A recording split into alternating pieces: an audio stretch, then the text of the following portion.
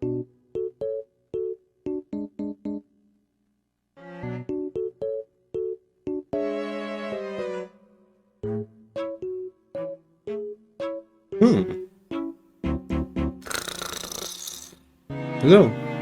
new year, new gamer user here.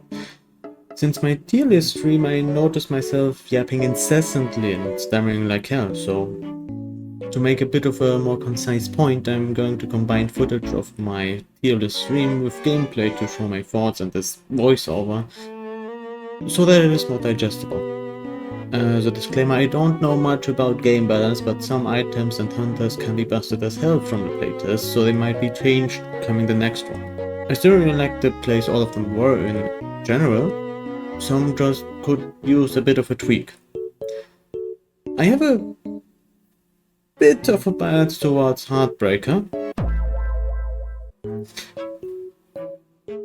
This feels like cultural appropriation. I hope if Bricky sees this he won't mind it all too much, taking his phrase. Anyway, Heartbreaker.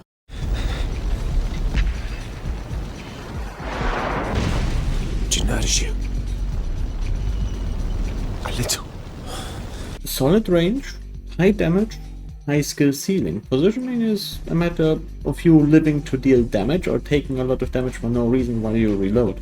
The 5-round magazine is good for real sniping over long ranges, while the 3-rounder is good for skirmishing and dipping between cover. Later you can skill for insane damage on chaining shots on the same target and even a damage over time on top of that.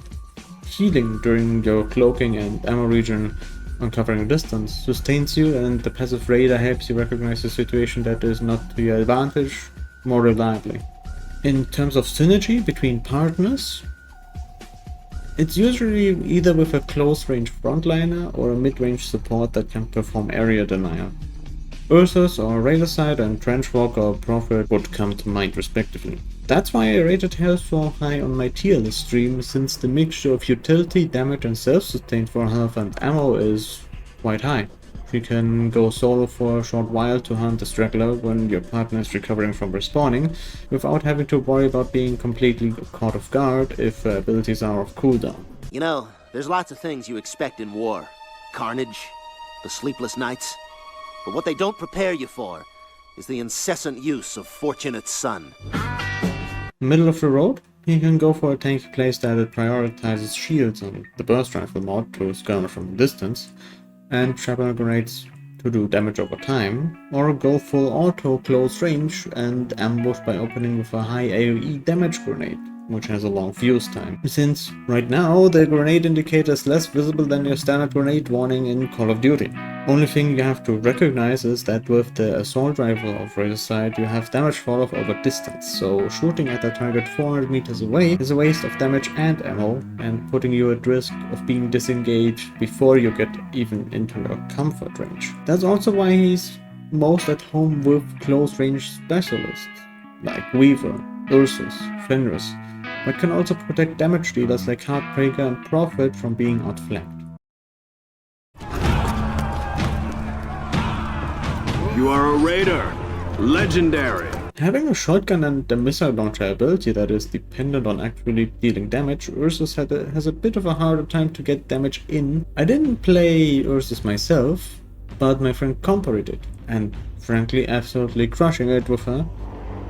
He said that you can deal damage and then you get charges with the missile ability, and that makes her very dangerous to stay in close range of. So if there's any counter to her, it's just straight up staying outside of her close combat range. The crit spots are quite small and more on her sides and weapon mount than anywhere else. I put her high mid tier because she's tricky to get into a advantageous position, as she has no repositioning ability. No cloak like Heartbreaker, no dash like Fenris. But if she gets close, you basically have won half the battle. Weaver. Weaver is in a weird place, because if he puts his shield down, he can be very oppressive with his minigun as well. The problem is, both of these abilities, and by extension his entire kit, can be countered by the trusted Joestar technique. The shield blocks movement, the minigun punches pushing and actually facing Weaver. But right now, with the map being open and not shrinking by being enveloped by a zone mechanic like an Apex, PUBG, Fortnite, you name it, I see Weaver becoming a menace if your win condition is holding the endgame extraction. It feels like his forte. Defense. The tough part will be getting to that point. He could pair well with Heartbreaker, she doesn't have to worry about strafing while aiming behind Weaver's shield, and Weaver can still frontline well from medium range if they get too close, since he has a high health bar, and if they do try to get close, minigun time. He's the only one in Scorched here because of this very specific playstyle, very niche gameplay, but most likely especially strong if you are able to establish the aforementioned win condition. But his crit spots, why are they so large? They just cut into his survivability like hell. It's like big face, big gun, especially big gun on the sides, and then the abdomen on his arse.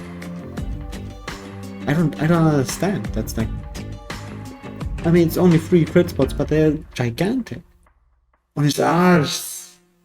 I come to make an announcement. Shadow the Hedgehog's a bitch-ass motherfucker, and he said his dick was this big, and I said that's disgusting. I put him in middle of mid-tier, but as of writing the script, he is hanging dangerously low to Scorched. I'm not confident about his placement in my tier list since I didn't play a lot of games against him or with him in this playtest. From what I know about his abilities, his energy board can be remote controlled or launched straight forward, and his dash could heal him if skilled for it. And the damage from his missile mortar is nothing to scoff at as well, since the AoE seems to be quite large. His frame is also very small, contributing to his survivability, so he can be deceptively tanky. Though I would probably think it would fit Fenris better if he could dash or jump 3 times to tie into like the wolf-like aspect of chasing enemies. Fringe Walker.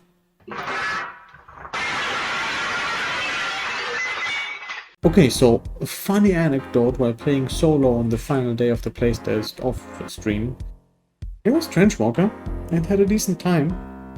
When at about half time into the match, I got an energy sphere consumable. So you can set up a shield that blocks movement from outside in, but also inside out. So if you combine that by trapping someone in the sphere, because it has a very short use time, then throw the hybrid grenade in onto yourself and the enemy, well, smoke from Rainbow Six Siege would be an apt comparison while not getting too political. I know what you're wondering. Apart from that, his leech pistol can sustain him through face downs, and the burst rifle can help keep cooldowns low and engagement range high with low, if any, damage fall off. It's decent damage. Not too low, not too high on his primary weapon. More an all-rounder and more of a support than Razor's side. He still pairs well with him and maybe can even dish out decent damage against a Heartbreaker if he can close the distance. I'm supposed to just tell her what a great mama she is, but she makes every day better because I know how she loves me. I'm supposed to just tell my mama that I love her more than life itself. I mean, I love her more than anything, and I couldn't even get her a pair of bunny slippers. I put him mid-tier because I think he can be very versatile in both keeping distance with flame.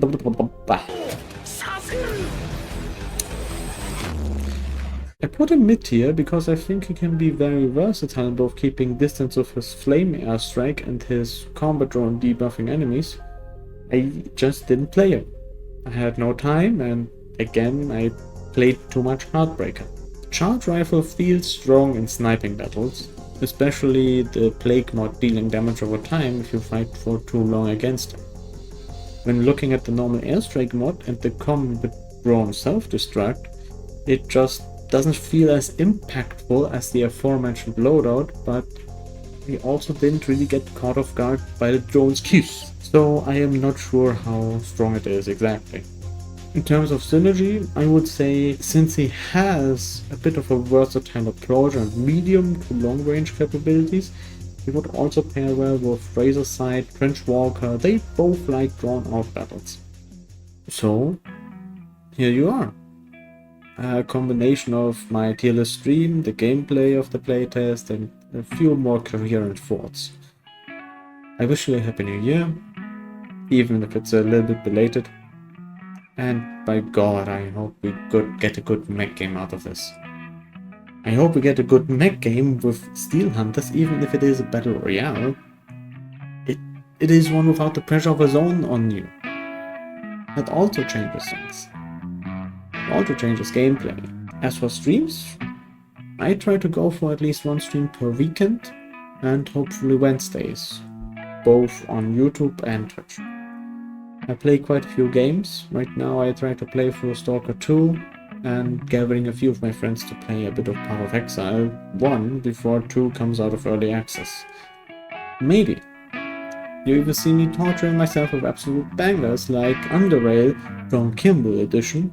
My name is John Kimball, and I love my car. War Thunder, how the fuck did that not pen? Age of Mythology, Childhood Memories Retold, and many others. Time is still pending, but if you do catch me live, I hope you will enjoy your relatively calm time with me.